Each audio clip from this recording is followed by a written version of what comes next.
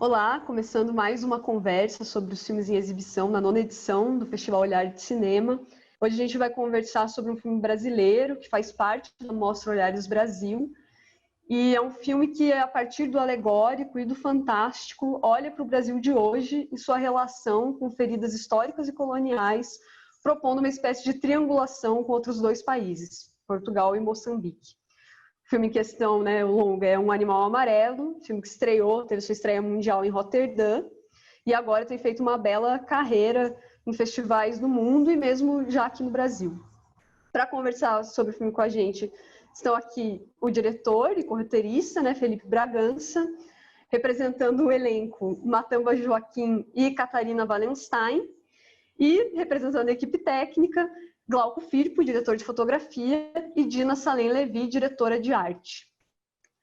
Para começar o diálogo, então, muito recentemente, uma outra parte da equipe, do elenco e Felipe, estiveram conversando sobre o filme por ocasião da exibição no Festival de Gramado, e eu já queria disparar essa conversa aqui, pensando que esse vídeo dessa outra conversa, esse outro diálogo está disponível, já disparar a partir de outros lugares, assim, né? Inclusive já reverberando algumas coisas que me instigaram nas falas do Felipe nessas outras ocasiões.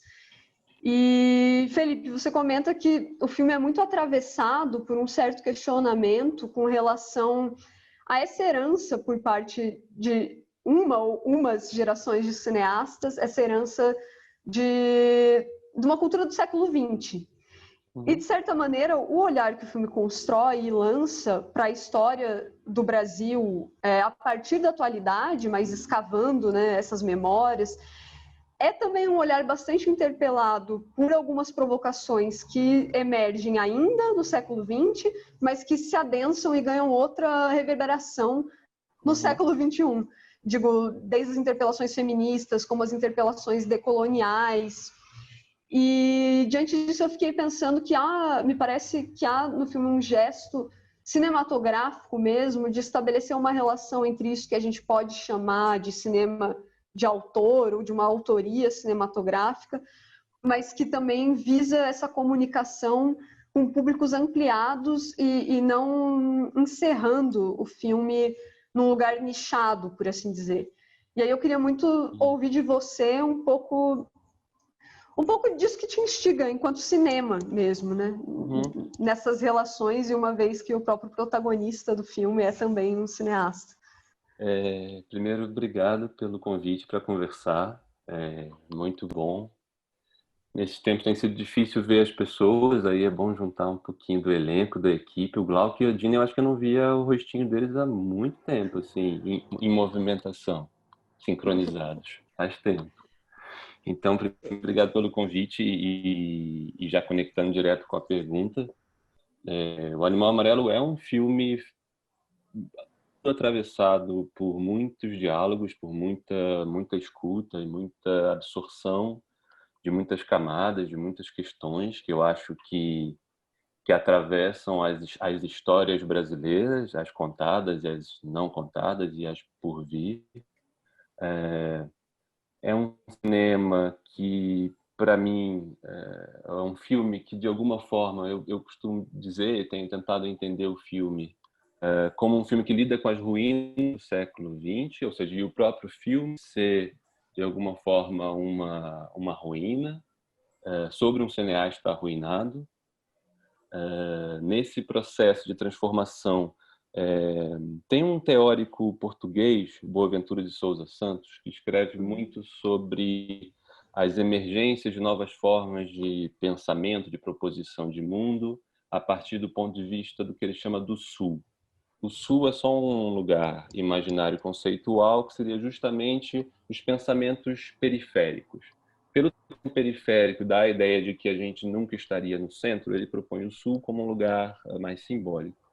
E ele tem uma definição que eu acho muito bonita e que me interessa muito, quando ele fala que enfim, eu sou brasileiro, tem todas as questões miscigenadas brasileiras que a gente pode falar daqui a pouco, mas ele é um intelectual branco ibérico clássico português e quis estuda e propõe, e se propõe justamente a colocar como foco das atenções as questões de novos pensamentos, seja de movimentos indígenas, movimentos feministas do Sul, dos movimentos negros, das discussões em relação a um ponto de vista latino-americano, das Áfricas, diferenciado, e ele diz que uma frase que eu acho muito interessante, que é: eu entendo que, sendo um branco português de 60, 70 anos, acho que 80, eu não sou a pessoa que sou a vanguarda da mudança possível sobre a qual eu estou querendo falar, mas eu acho que eu posso ser a retaguarda.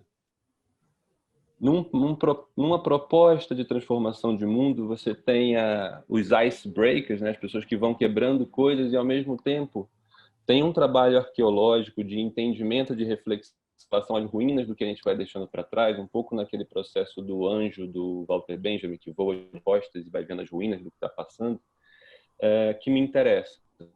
Eu acho que então é uma hélice dupla. Eu, como artista que tento contribuir para esses movimentos e para o que está acontecendo no mundo, ou que deveria acontecer de maneira mais intensa, de que forma a reunião dessas ruínas do século XX, essa coleção desses caquinhos do que ficou para trás, podem ajudar a gente também a organizar os movimentos de ruptura.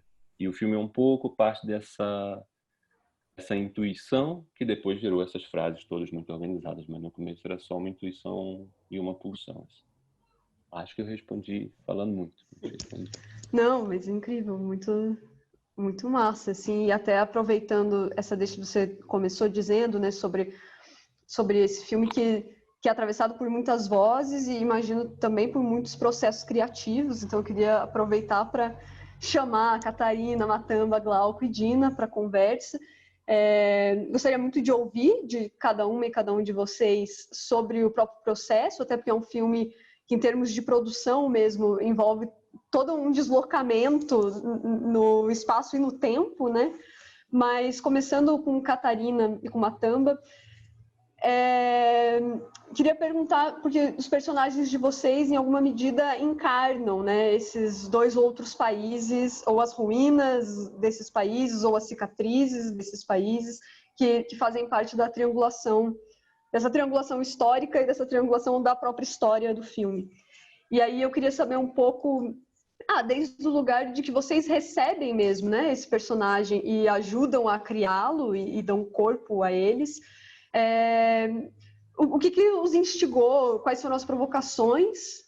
Já vou emendar outra pergunta junto, e daí todo mundo já pode falar que vocês haviam comentado, né, haviam comentado no início sobre terem estado na estreia em Portugal, né, no Indie Lisboa do filme. E aí, já aproveitar, queria que vocês nos dessem notícias de como esse filme reverbera em território português, né? Já que penso que para a gente no Brasil ou para os países em África, o que suscita falar das feridas coloniais é desde determinada posição, né? E em Portugal, penso que tem esse movimento de autocrítica que me parece bastante denso também. Então, gostaria de ter notícias desde aí de como o filme chega, assim. Então, antes de mais, pegando na primeira parte da pergunta sobre o processo de trabalho, a troca com o Filipe, enquanto diretor, na troca connosco, atores, é de uma riqueza que evidentemente vai popular a riqueza dessa troca e das questões coloniais de um ponto de vista e do outro. Ou seja, o Filipe, não há nenhum texto que chegue a nós e que saia para o filme igual que chegou, porque existe uma quantidade de ensaios que é muito rara, enquanto intérprete, encontrar. Para terem uma ideia da proporção, eu filmei 7 dias, ensaiei 12, então é mais tempo. Eu acho isto um tesouro para um ator, porque é muito raro ter este lugar de experimentação e de uma troca com tanta escuta.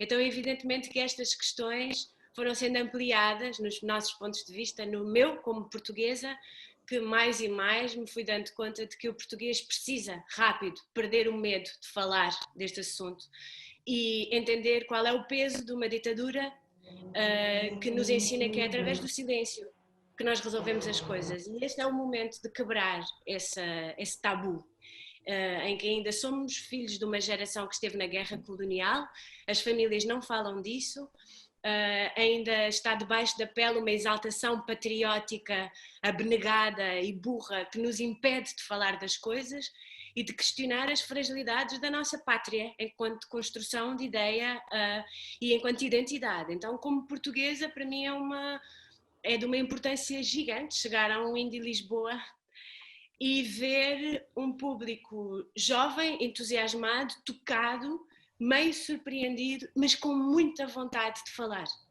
E esse é o movimento que tem que ser feito agora. Acho que respondi a todas as perguntas de uma vez. É incrível. Esse é o ponto. Só minha vez, não é? Não, então, olha, trabalhar com o Filipe no processo de criação do personagem foi, deixa realçar o que a Catarina disse, é ouro para os atores poderem ensaiar, poder pegar um personagem, entendê-lo e repetir, entender no teu corpo, na tua voz, até começarmos efetivamente a filmar. Eu ensaiei, não sei os dias, não sei quantos dias, mas durante o tempo todo que a equipa teve em Lisboa, antes de irmos para Moçambique, tivemos a ensaiar. E há uma troca que eu acho justa, que eu gostei durante esse processo, porque também o meu personagem não é dos que falas mais, não é do que fala mais, mas mesmo assim há cenas que nós tivemos a fazer, que o Filipe chegava com um contexto e negociava, o que é que vocês acham? Matamba tem esse texto. E era uma troca justa e boa, sabe? Porque tanto o ator pode perceber o ponto de vista do realizador, como o realizador pode perceber o ponto de vista do ator e juntos então chegarem num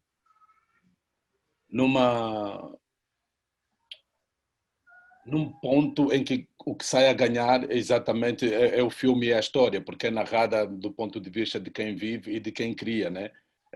De repente a voz materializa as palavras e as ideias que o próprio realizador foi tendo. Então nesse âmbito foi espetacular o Filipe. Às vezes, nem sempre, às vezes um bocado excessivo, porque quando estivéssemos a trabalhar tínhamos que estar nós conosco, nós os atores e a equipa técnica, para estarmos focados, e isso é muito bom por acaso. É raro nos dias que correm, porque às vezes nos dá um papel hoje para começar a gravar amanhã, e mesmo no dia da rodagem há muita distração e não se respeita muito o papel dos profissionais todos envolvidos, porque não se trata só do ator, trata-se do técnico, do cameraman, que também precisa de ensaiar posições, que precisa de ter os atores aí, do som, de todos nós, pronto. Pegando a pergunta, Colando, o indie foi... nós em Portugal estamos a viver um tempo, acho que um bocado por todo o mundo, estamos a viver um tempo que, no meu ver, é um tempo de mudança, e quando qualquer mudança está para acontecer, há muito turbilhão de tudo, há muitas coisas a mais, há muitos nervos, há muitos extremos, e Portugal está nesse momento a viver essa possível mudança. Eu acredito que será uma mudança, mas que os extremos estão muito sensíveis e estão cada vez mais a extremarem-se. Mas foi bonito no indie. Desculpa, não chegou agora e está a chorar, não sei se vocês ouvem. Foi bonito no indie ver uma sala completamente diversificada. Eu próprio fiquei contente de ver tanta gente diferente, sobretudo primeiro gente do meio, porque as pessoas do meio artístico são raras as vezes que vão ver os outros. É isso, é mesmo, são raras as vezes nós em Portugal. E surpreendeu-me estar num auditório completamente como eu queria que fosse o mundo, multiétnico, multiétnico, pessoas de várias classes sociais, pessoas de vários estratos sociais, pessoas de diferentes lugares, né? E estavam lá com o objetivo ver o animal amarelo, porque as pessoas estão a procurar a história de... não se pode julgar nem apagar a história. O que está na história está na história. Podemos é pensar sobre a história para o futuro, né? Que exemplos que exemplos podemos tirar do passado?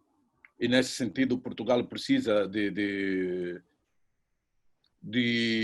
como gostava de dizer, Portugal precisa de exorcizar os seus fantasmas. As pessoas todas que participaram na guerra, não só do colonial, estão vivas. Moçambique, Angola, Guiné-Bissau, São Tomé, tem quase toda a mesma faixa etária, 45, 44, 45, 46 anos. As pessoas estão aí, tão novas, com as suas mágoas, com os seus medos, com os seus pesadelos, com o seu estudo que viveram durante a guerra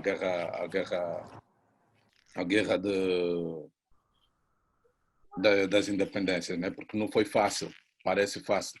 E de repente, se até essa informação ou essa conversa, a maneira de nós ativarmos essa conversa, se não for com cuidado, como eu acho que o animal amarelo tem, o Filipe teve um pouco desse cuidado, cria logo, como é que foge-me o termo, cria logo um afastamento de quem viveu isso, porque sente-se atacado. É assim que muitos portugueses se sentem quando queremos falar de... Imagino que é a mesma coisa no Brasil. Quando queremos falar de racismo, quando queremos falar de minorias, quando queremos falar de independências, né?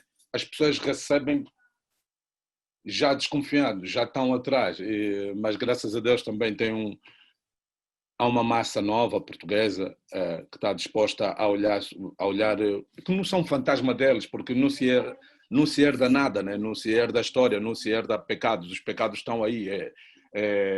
Mas essas pessoas novas estão a olhar para o passado e querem um futuro diferente, né? Querem um futuro conjunto, poder discutir esses temas todos sensíveis, e mesmo em África, sobretudo. Eu tenho a sorte de ter dois países, né? Eu nasci em Angola e cresci em Portugal, sou luso-angolano, então sei que há muita mágoa também do lado de Angola e de Moçambique, muitas mágoas ainda, muitas feridas que andam a passear-se aí abertas pelas ruas, que se tocarem ou que se aproximar de certa forma ainda dói, ainda estão abertas. Então acho que o animal amarelo nesse sentido teve cuidado até porque meteu uma mulher negra a contar a história do filme, como seria o filme, sabe? É como tu dás isso. Eu acho que, Filipe, parabéns uma vez, mas ainda não te tinha dito isso, né? Está muito bem conseguido, tá pronto, aqui já vou começar a falar demais. Acho que respondi, não é? Respondeu, não, mas acho que é muito legal tudo que tanto você quanto a Catarina trazem, porque o filme é muito sobre isso também, né? Sobre essas memórias que vão sendo carregadas e não só por essas pessoas que ainda estão vivas e são sobreviventes efetivamente dessas guerras, mas inclusive através das gerações e às vezes sem nem que a gente saiba algumas dessas memórias que a gente carrega. E aí eu queria puxar para uma outra perspectiva, que eu acho que o filme também é muito sensível em mostrar como os espaços também carregam memórias, né? E há um olhar para isso. Eu penso, por exemplo, no Grande Hotel da Beira, e aí queria chamar para a conversa Dina e Glauco, que estão justamente, né, nesse trabalho de possibilitar que os espaços digam, através da fotografia ou da direção de arte. E queria que vocês contassem um pouco desde isso, né, de como foi trabalhar nessa produção em 3 países e lidando com tantas coisas e tantas camadas, mas também um pouco sobre isso que o filme possibilita, assim, né, de entender de uma maneira bastante expandida e histórica os espaços e as imagens dos espaços e as vidas que compõem e constroem esses espaços como elementos narrativos também, assim, né? Então, Quer começar, Dina? Pode começar, você que sabe. Bom, assim, eu acho que eu tenho... É muito difícil ter um poder de síntese depois de ter filmado né? Depois de ter feito esse filme, assim, agora principalmente que a gente tem pouco tempo, mas eu acho interessante falar um pouco sobre o Felipe começou falando um pouco sobre atravessamento, assim. Eu até gostei que o Matamba deu uma falhazinha no multiético, né? Tipo assim, virou um multiétnico, mas para mim eu posso falar um pouco sobre o que aconteceu comigo filmando o Animal Amarelo, assim. Acho que para além do filme, assim, do resultado dele, eu tive uma experiência muito transformadora na vida, assim, porque eu sou um cara branco que vive aqui no Brasil, de uma classe privilegiada, e eu acabei tendo a oportunidade de filmar e ir em lugares que talvez, sei lá, eu nunca fosse na vida. E até acho engraçado a ordem da nossa filmagem, assim, talvez, não sei se foi uma coincidência ou foi proposital o que aconteceu, mas que a gente começou a filmar em Portugal, vai para Lisboa, chega naquele lugar incrível, belíssimo, com uma luz maravilhosa. Assim, eu tenho uma lembrança de muita alegria e logo a seguir a gente acaba indo para Moçambique e a gente chega na beira num lugar muito difícil, assim, um lugar muito pobre, desigual financeiramente, muito que eu nunca tinha visto, assim, e muito, eu fiquei deprimido nos primeiros dias. E o quantas coisas novas, assim, e o quanto também eu penso, depois eu fiquei pensando muito na parte ética, assim, o quanto que a gente estava num lugar explorando imagens, assim, daquelas pessoas, sabe? Tipo, isso, eu fiquei muito tempo pensando sobre isso.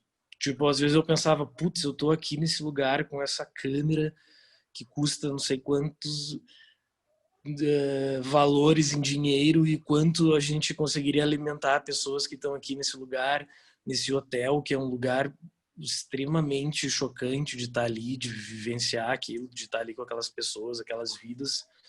E a gente num lugar de pessoas brancas, num lugar que só tem pessoas negras e muito pobres, assim. E, enfim, e o quanto a gente estava ali fazendo isso e estando nesse lugar, mas o quanto era importante também a gente fazer aquelas imagens e tipo observar aquele lugar, assim.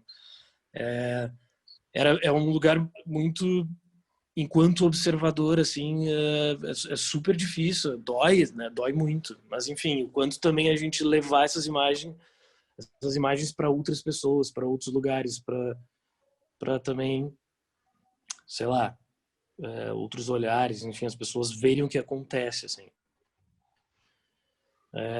Foi uma vivência muito chocante, assim, para a vida. Nunca vou esquecer. Acho que o Animal Amarelo, eu lembro de todos os dias desse filme, das filmagens, de todos os lugares que a gente teve. E acho que, enfim, passa muito pelo filme, né? Nós, enquanto cineastas, enquanto a nossa ruína que a gente vive hoje, né? Nesse momento, assim, bem mundial, mas especialmente aqui no Brasil, com o nosso governo trash e que não tem nem o que falar de tão absurdo, assim, tão chocante, né? Todo dia a gente fica mal com as notícias que vêm dessa extrema-direita bizarra, mas, enfim, são muitos assuntos, né? Mas esse filme, realmente, ele acho que nos atravessa, assim, vendo os lugares, acho que as imagens, os lugares que a gente foi, muitas memórias, né? Muitas memórias, tanto que a gente fala muito de história e tal, de colonizações, de portugueses, mas também tem tudo a ver com o nosso presente, assim. E aquela cidade também que foi destruída, beira enfim, pela aquela uma tempestade, sei lá, quanto que também a gente está sendo destruído, enfim. Muitas memórias, muitos assuntos, muitos afetos, assim, enfim, e pensamentos de como, sei lá, o que a gente pode fazer, ou ver isso e transformar de alguma maneira. Acho massa também que as gerações mais novas olhem o filme.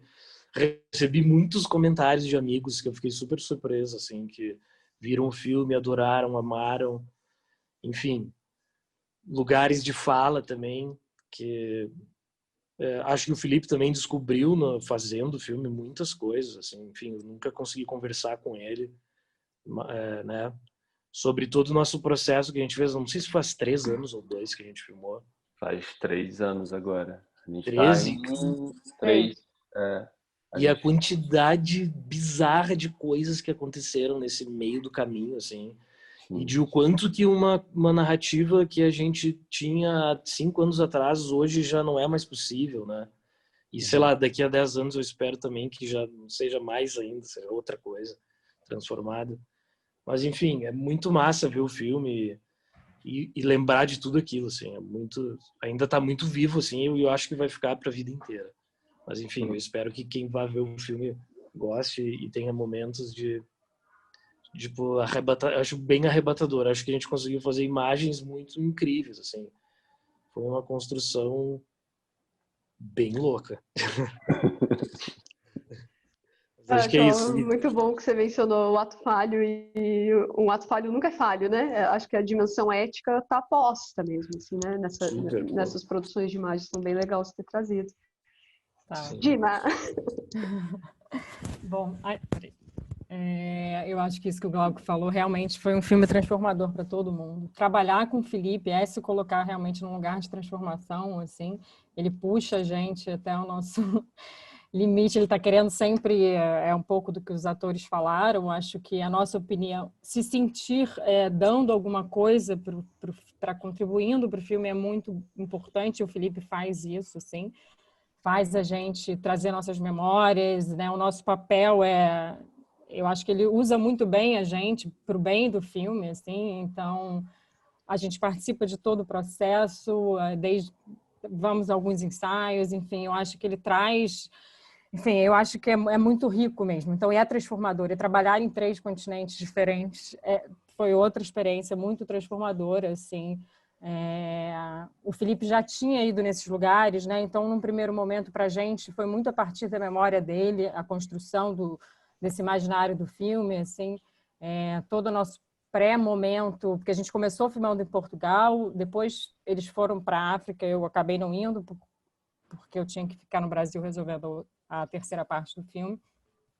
Então, a gente partiu muito dessa construção inicial da visão do Felipe ali, né, de já ter ido naqueles lugares, de imagem. Então, acho que toda a construção estética do filme partiu muito desse ponto inicial, assim, da beira, né? E também de memórias do Brasil. Enfim, o filme passa por várias épocas diferentes, né? Anos 80, anos 30 e agora. Então, assim, é um filme que viaja realmente no tempo, que traz a nossa memória infantil do Felipe, a nossa de quando a gente era criança, que está ali, enfim, na estética também do personagem.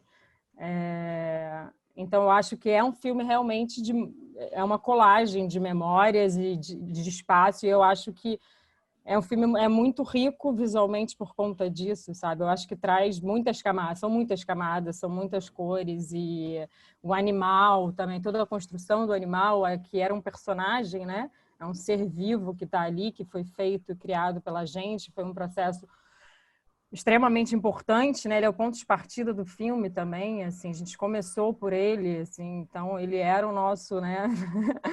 Era um ser que estava andando com a gente e ele realmente fez essa viagem. Depois ele ficou perdido, Fugiu, foi né? parar nos Estados Unidos, sabe? Então, assim, é uma história muito linda isso, realmente. Era assim, a gente tinha um animal viajando de navio e ele saiu do Brasil, foi para Portugal, na volta de Portugal ele foi parar nos Estados Unidos, não voltou para o Brasil. Nada à toa, né? Nada à toa. Ele viajou o mundo, assim. Enfim, eu não sei se eu me perdi um pouco, mas eu acho que é isso. Foi um processo realmente muito enriquecedor, muito difícil mesmo, que o Glauco falou. Tá ali. Eu não estava na África, mas eu acompanhei diariamente com meu assistente. Realmente era um processo muito que eu percebia por eles, que estava todo mundo ali se transformando e num processo de adaptação.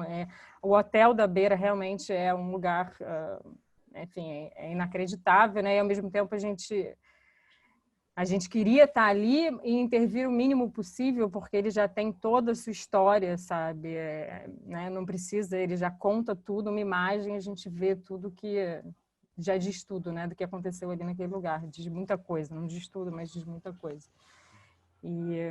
Enfim, acho que é isso. Acho que é um filme que viaja realmente no mundo, no tempo, e são muitas camadas que estão ali, sabe? Eu fico feliz de acho, conseguido mostrar um pouco de cada parte, assim. Com certeza.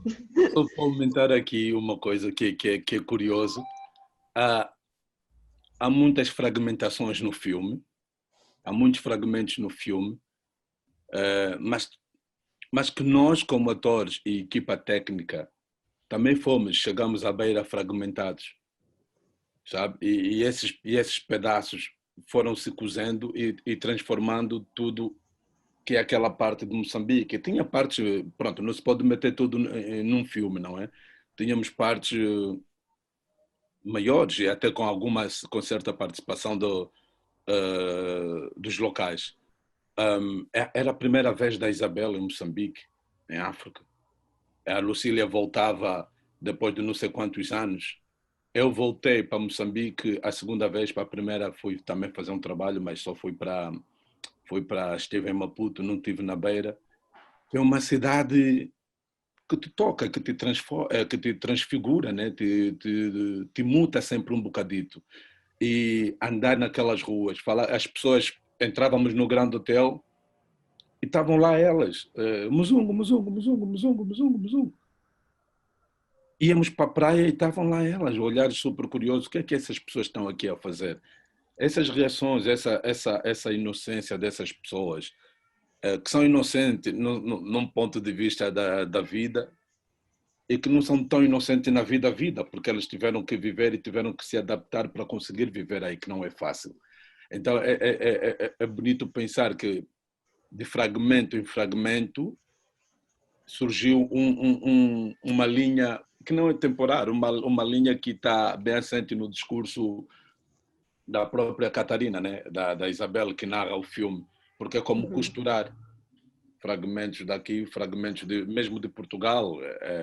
O pai da Catarina Wallenstein, da Susaninha, o pai da Susaninha, a relação dele com a mãe do personagem da Isabel, são pequenas costuras que penso, e depois, pronto, que eu acho que não é tão simbólico assim, mas que é de uma violência, né? Quando chegam a Lisboa e efetivamente os africanos, os moçambicanos deixam de produzir aquilo que lhes levou lá. Leio às vezes em alguns comentários aí no Brasil que chamam o bando de moçambicano, o bando de traficantes. Não são um bando, são, como é que eu vou? Porque eles não traficam nada é ilegal, é o corpo deles. O corpo é das entranhas dele, que sofre alteração quando chegam na Europa, por causa de cada um depois interpreta como quer, né? Como quiser, por causa de tudo. Tiraram-lhe do habitat, eles próprios saíram do habitat, foram corrompidos, digamos assim, deixaram-se corromper e, na verdade, no fim das contas, o brasileiro roubou-lhes.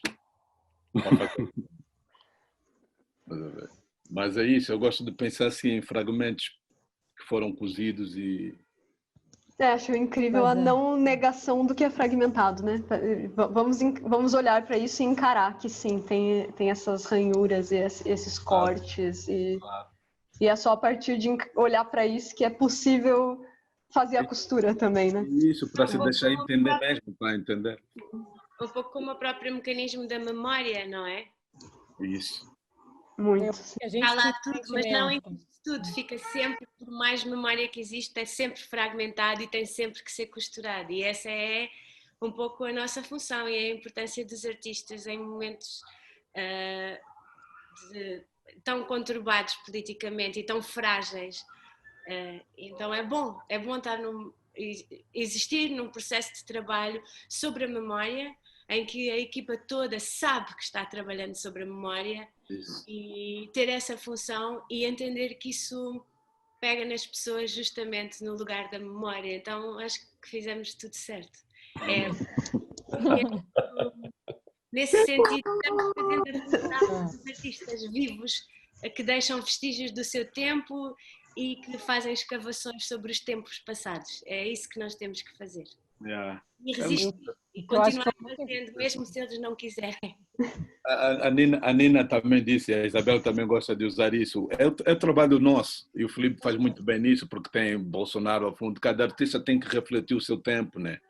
Temos que pensar nisso, e esse filme tem muitas coisas, tem muitas coisas. Tem a Catarina linda a cantar aquela música que eu amo tanto. Foi epá, aquilo está espetacular. É precisamente as pessoas tentarem perceber o que é que está a acontecer aqui. Ou o que é que pode acontecer daqui. Acho que Dina estava tentando dizer Dina, algo. Não, é que eu acho que essa costura realmente, eu acho que a gente tinha a sensação ao longo do processo também que a gente estava fazendo 3 filmes diferentes, né? Que não eram diferentes, eram 3 filmes, enfim. Mas é que eram tanta coisa em cada lugar, eram tantas histórias e esse tempo que ia e vinha, que a sensação mesmo foi um processo muito, assim, muito intenso nesse sentido, né? Então eram quase 3 filmes, assim, que a gente sabia que eles estavam se conversando, né? Assim, ainda na nuvem que eles estavam ali, estava totalmente conectado, estava tudo muito amarrado, eu, Glauco e Felipe, e, pelo menos na nossa parte, assim, mas era isso, a sensação, como era tão intenso, tantas coisas, né? Tantas memórias, que a sensação era essa, sabe?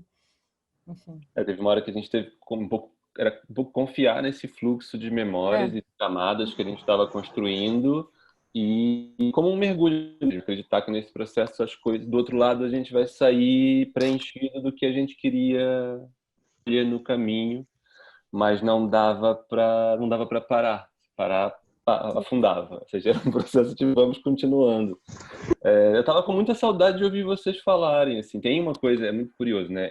Um filme que fala do lugar, do cinema, do cineasta, uma das ruínas, eu acho, do século XX é esse imaginário do cinema autoral como um cinema centrado em uma pessoa que pensa as coisas todas sozinhas e outras pessoas ficam em torno e vão obedecer, seguir. E eu vi essa parte da equipe falar e parte do elenco falar e trazendo o que eu já sei, mas é tão bom ver de novo eles falando as camadas e tudo que eles vão trazendo para o processo todo e como, no fundo, mais do que um cinema autoral, eu acho que o que me interessa é um cinema artesanal. É um cinema feito por vários artesãos juntos que vão criando alguma coisa. A ideia da autoria como uma coisa a que me pertenceria e aos quais eles tivessem servido de alguma forma, não me interessa. E eu acho que é uma das ruínas do século XX e que o Fernando, dentro do filme, ainda se coloca um pouco nesse lugar de alguém que tem vontades que vêm de seus interiores e que ele não explica e que não importa o que aconteça, conseguir fazer aquele filme. São sentimentos aos quais muitas vezes os diretores, as diretoras são convidados, ou seja, sinta-se como alguém que tem uma voz e que o resto da equipe está apenas ali para te ajudar a fazer o que você quer dizer. E ouvir eles falarem, para mim só era o que é evidente, que é um processo de acumulação de muitas camadas e às vezes a única coisa que eu estou fazendo. Eu já filmei muitos filmes num quintal da minha família, na casa da minha família em Queimados, na Baixada Fluminense. Tem uma tiazinha minha que está muito doente, está quase morrendo, está quase apagando. E um dos curtas que eu filmei lá há 15 anos atrás, no meio de tudo aquilo que estava acontecendo no meio do curta, ela virou para mim, ela estava bem de saúde ainda, se aproximou e falou: "Ô, Felipe, esse pessoal corre para lá e para cá, faz um monte de coisa. Você não faz nada, não é?" E eu falei, exatamente, você entendeu? Eu não faço nada. Aí ela completou: mas se você estivesse aqui, eles não iam estar fazendo essas coisas, né? Eu falei, também talvez não, talvez fizessem outras. Então, é isso. Eu acho que uma das coisas que a gente desmontar é esse imaginário de que a gente tem um filme pronto da gente, que a gente precisa de pessoas para nos ajudar. A gente precisa, talvez, propor um convite. O convite é: vamos fazer esse filme. E aí, tentar juntar as pessoas certas ou as mais empolgadas com o convite. Não, maravilhoso que a gente fez esse movimento cíclico que é distante, inclusive, da própria memória e dos processos históricos, que de alguma maneira voltamos à primeira pergunta, né? Como a gente abriu a conversa. E aí é sempre com esse ar de frustração, porque o tempo é sempre muito curto e dá a sensação de que a gente poderia ainda ficar falando horas a fio, né? Sobre o filme, sobre o cinema, sobre a vida, sobre todos esses processos. Mas como a gente precisa encerrar, queria só abrir para se alguém quiser fazer alguma consideração final, quiser convidar as pessoas para assistirem o filme no Olhar de Cinema, enfim. E aí a gente precisa encerrar. Quem quer falar alguma Dina, Glauco? Não? Assistam o espero. filme. Espero que todo mundo goste. Vamos aproveitar então só falar uma coisa que é evidente, é um filme que está falando de memórias e muitas memórias entrelaçadas, num momento em que a memória do cinema brasileiro está sendo diretamente atacada pelo governo que está aí, atacado no sentido das formas simbólicas com que eles lidam com as criações artísticas brasileiras ao longo da história e atacadas fisicamente quando eles ocupam com seus ideais templários, tanto a Biblioteca Brasileira quanto outros lugares de arquivos de cinema, como agora o CTAV. Então, um dos lugares de memória que a gente carrega, todos nós aqui, são de todos os filmes que a gente viu, os que a gente ainda vai ver. Então, só aproveitar para concluir nesse sentido de que, de alguma forma, a gente consiga fazer com que as imagens sobrevivam. A gente encontrou o Júlio Bressani ano passado num festival em Madrid e ele falou, nesse momento, o que a gente precisa fazer é com que as imagens sobrevivam. Porque a vida vai continuar e, do outro lado, essas imagens vão existir para as pessoas entenderem, se alimentarem dos tempos que a gente atravessou. Então, para a sobrevivência das imagens, cinema brasileiro, obrigado pela resistência e pela força. Eu que agradeço a todos e todas vocês, foi maravilhoso. Reforço o convite para que todo mundo assista Um Animal Amarelo no Olhar de Cinema, e acho que é isso, né? Quando a gente fala, inclusive, de história, de passado, de alguma maneira estamos mirando no futuro, né? É isso. Então, muito obrigada, gente. Obrigado. Obrigada. Tchau, tchau.